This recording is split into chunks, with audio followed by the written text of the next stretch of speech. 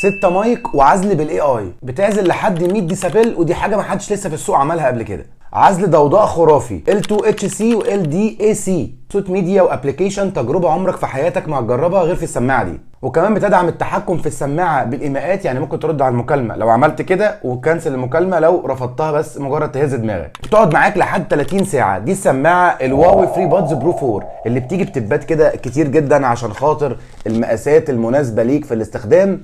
شكل السماعه وفخامتها تحس ان هي معموله من الرخام او من السيراميك، شكلها فخم قوي في الاستخدام. السماعه اللي بيكون فيها اير ديدكشن، وكمان بتكون مدعومه بالاي اي في كل الاستخدامات بتاعتها سواء ميديا او مكالمات. بتقعد معاك 30 ساعه في الاستخدام في العلبه، و6 ساعات ونص لو هتستخدم السماعه لوحدها. السماعه الواحده بتيجي ببطاريه 55 ملي امبير، اما بالكيس فهي بتبقى 510 ملي امبير. ومن الاستخدامات الكتيره للاي اي في السماعه ان هي بتحمي السماعه من الشحن الزايد زي الموبايلات، لما بيكون خلاص شحنتها 100% فالسماعه خلاص ما بتستقبلش شحن تاني عشان البطاريه ما تبوظ. وكمان ممكن توصلها على موبايلين مع بعض بنظامين تشغيل مختلفين، يعني ممكن توصلها مثلا على اندرويد واي او اس. ده طبعا شرح سريع ومختصر للهواوي فري بادز برو 4. ما تنساش تعمل لايك وشير عشان تشوف فيديو الشرح كامل وفي كل التفاصيل. الى اللقاء.